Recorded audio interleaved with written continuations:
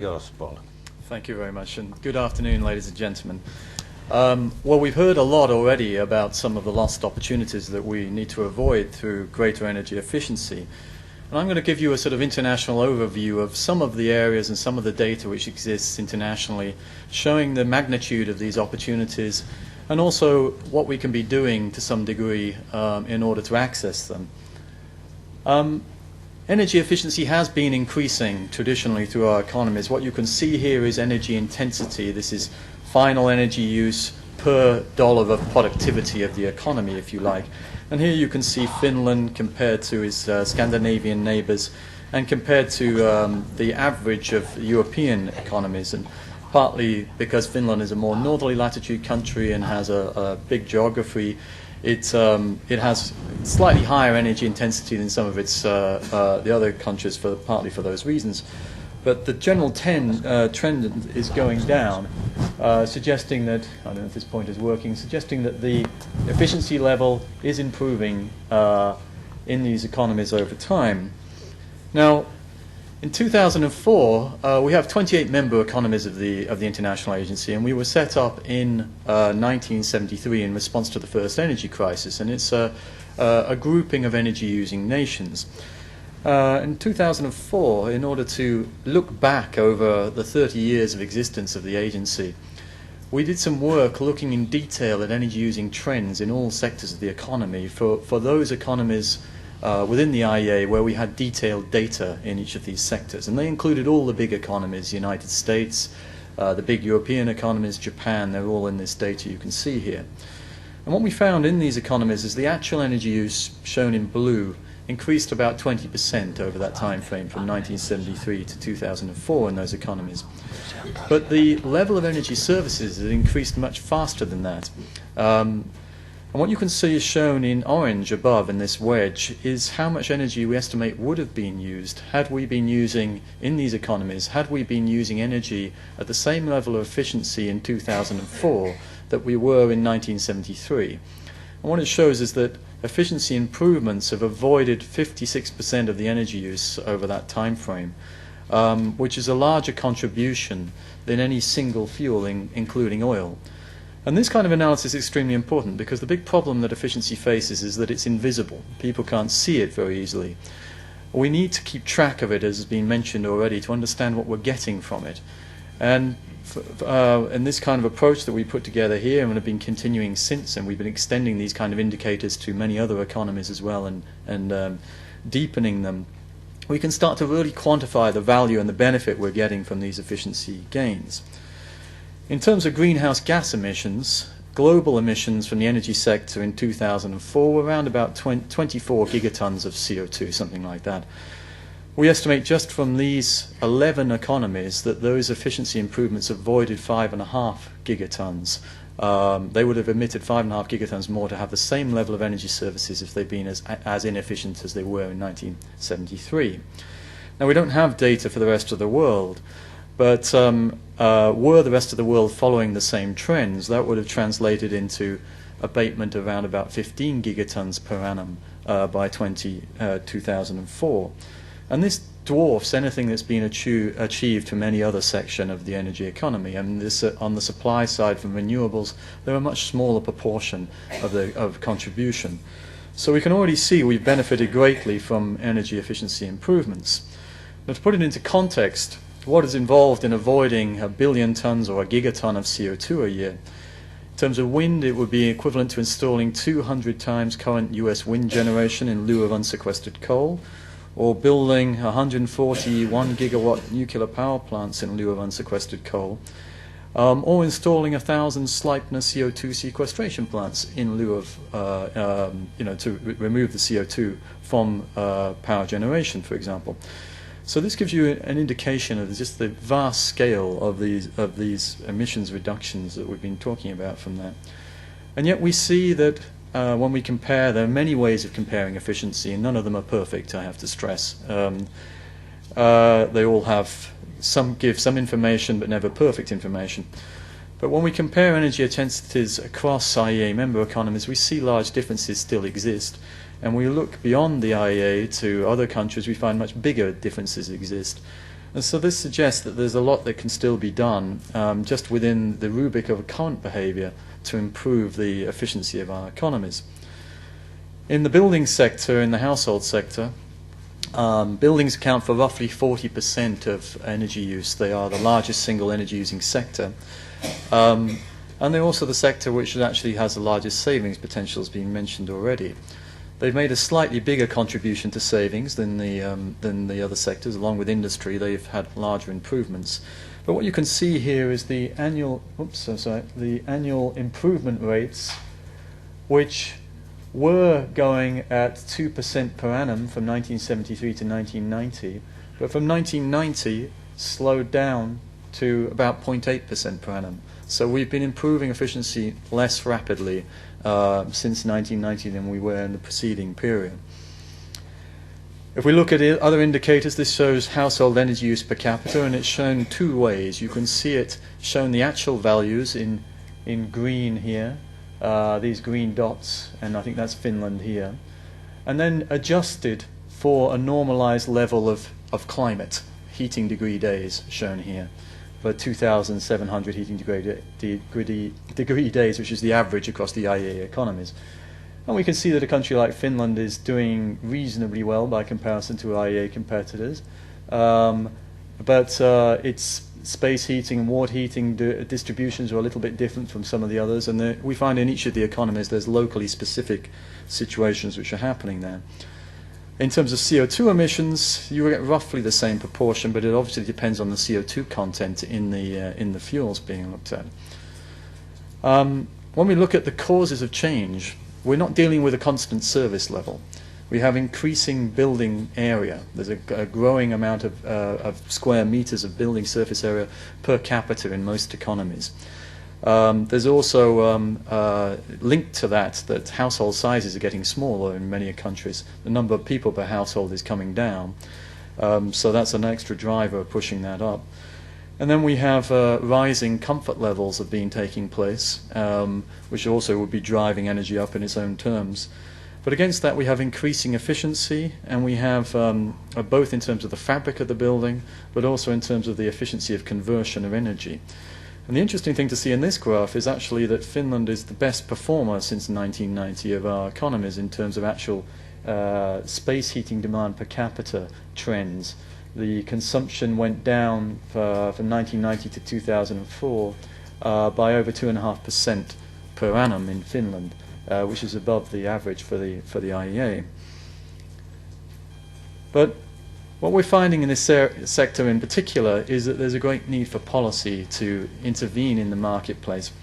And the reason why is because, as we've already been hearing, the market doesn't deliver all cost-effective savings.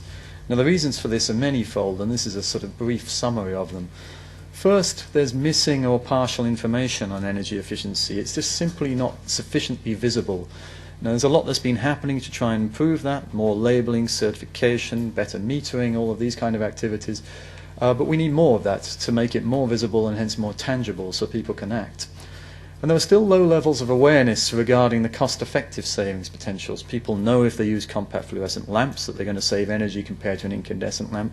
They know if they have better insulation they're going to save energy, but they don't know how cost-effective it is. They don't know how rapidly they get a benefit from it. In the case of a compact fluorescent lamp, and this is with the energy prices of a few years ago, you would have an internal rate of return of your investment of 186%, we calculated on average in 2005. It's got better since then compared to an incandescent, so that's a pretty good rate of return on your investment. There are problems of split incentives. We have the landlords making investments and yet the tenants paying the energy bill, and their incentives don't align.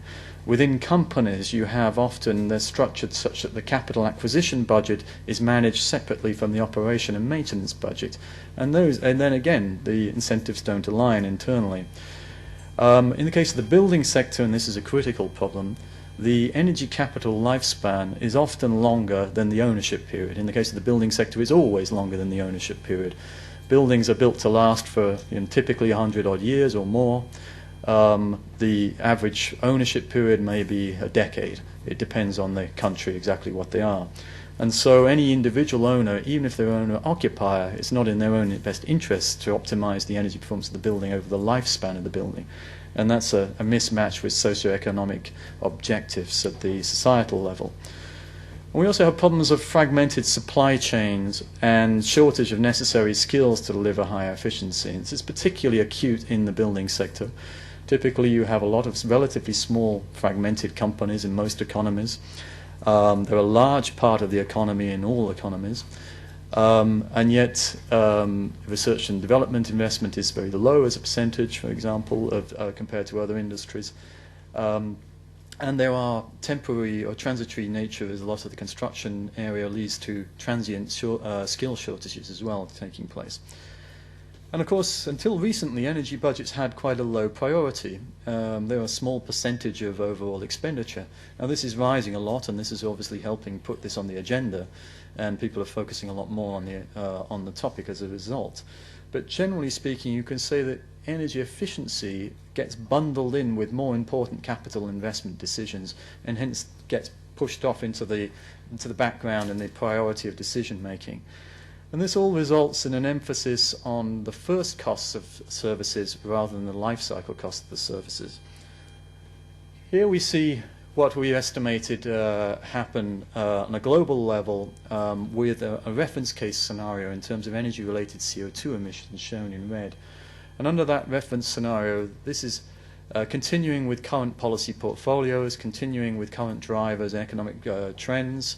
We've projected that global emissions will carry on rising from the energy sector almost linearly to 2030 and be surpassing 40 gigatons by 2030.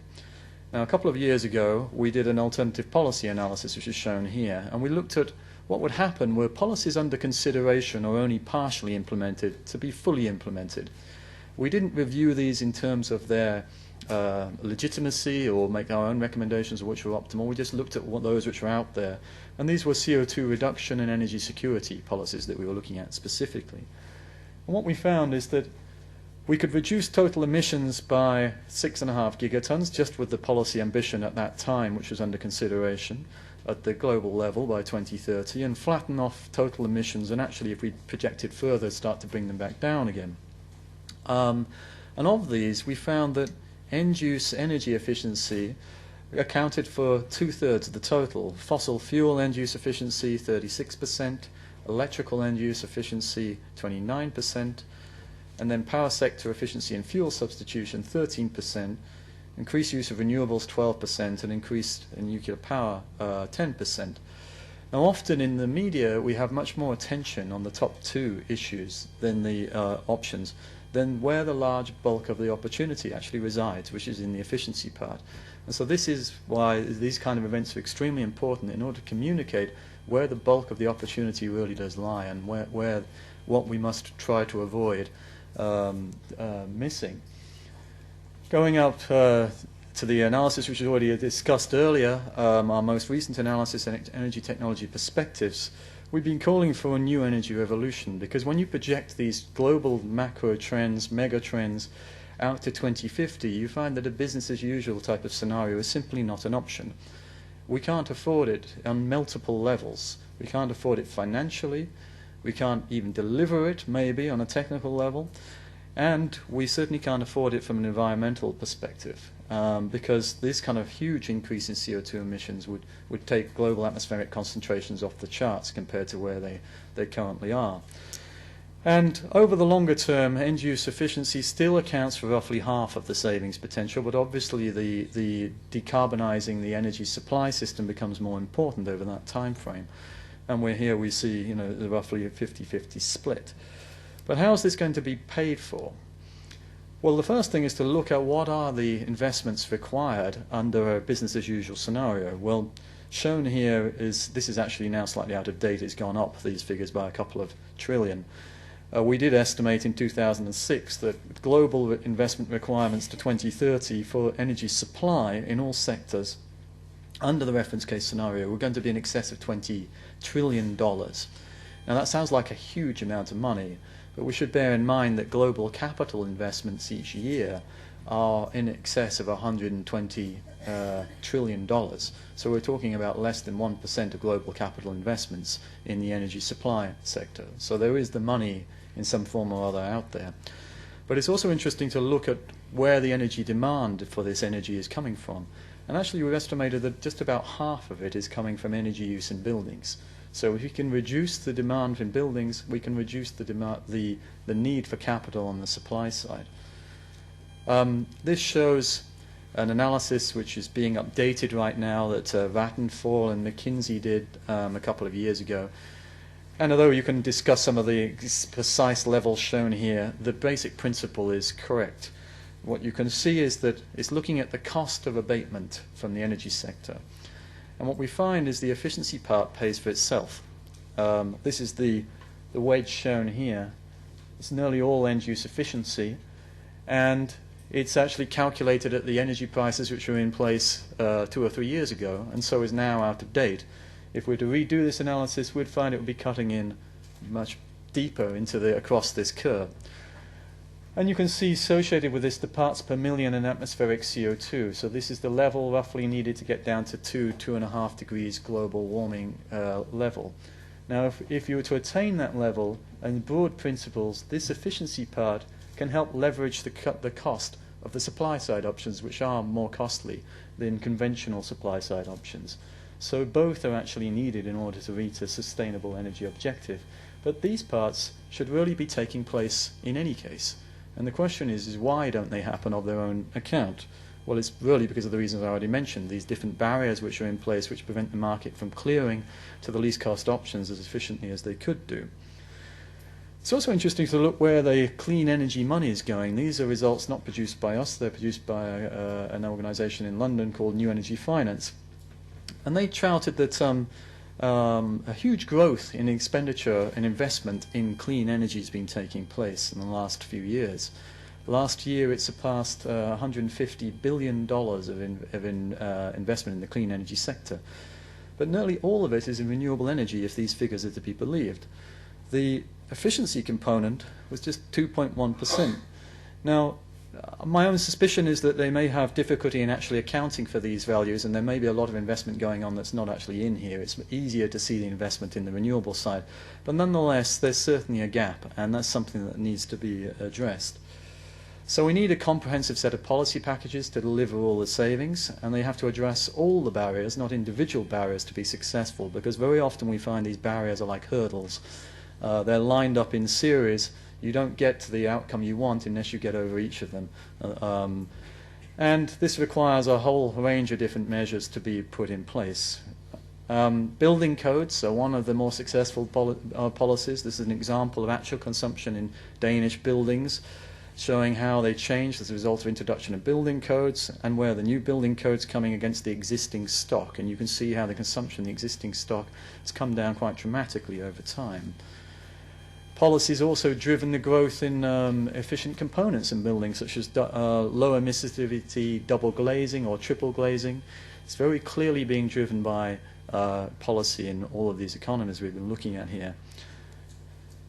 And we've been advising the G8 since 2005 in the Gleneagles Summit on sustainable energy issues, and particularly on energy efficiency recommendations. And we've been making recommendations when they've been likely to save a large amount of energy at low cost, when they address existing market imperfections or barriers, when there's been a significant gap in the existing policy set, when we've done some analysis on it ourselves, and also if there's a high degree of international consensus.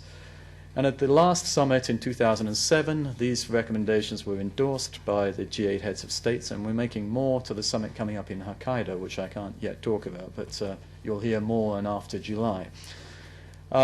Just to give you some quick rundown of the first half of the existing recommendations, just to say in the building sector, which tops the list, in the case of building codes, we were recommending that government should set standards, mandatory energy codes, which aim to minimize the total costs of the building over a 30-year lifetime, and also encourage very low energy buildings and implement package of measures for existing buildings. Now here's a quick analysis we've been doing recently comparing permitted thermal transmission values in buildings, U values, This is watts per meter squared per degree C over whole buildings in IEA country building codes. And we can see that the Scandinavian economies are one of the ones with the most stringent requirements down here. This is Finland, shown here. But you can also see that you would expect this because the heating degree days going up. And so the question is what is optimized from a life cycle perspective? This shows the analysis of wall insulation and ceiling insulation, the existing codes shown in these dots that have been circled, compared to the life cycle optimum, which is this black line shown here. And even there we can see that the existing requirements have not got down to the least life cycle cost level, and so we've got some opportunity there to further strengthen our codes. But we know we can construct extremely low energy or even zero net energy buildings now. In this case in Germany, which show an extra building cost of 3 to 5% of the total cost, construction costs.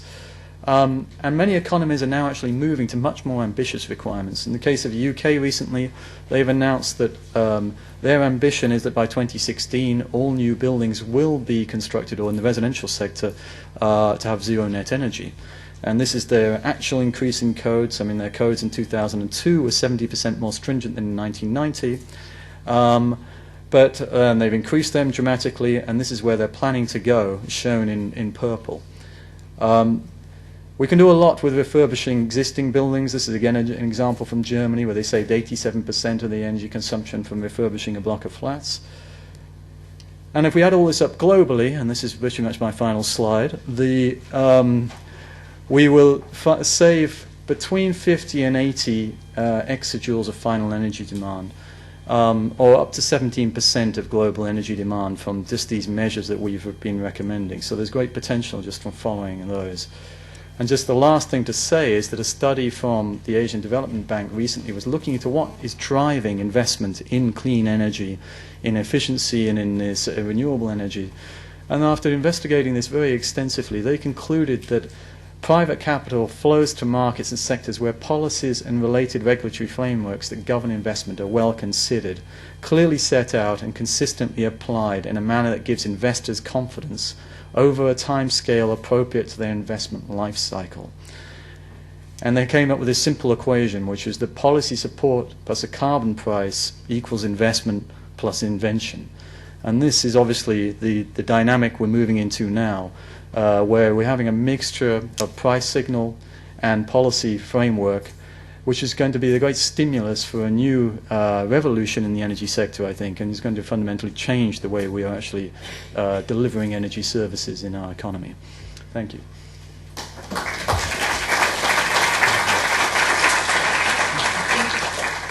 Thank you, Paul. Thank you, Paul Waide, for your presentation. SMS message is an additional tool. You are free to ask directly also.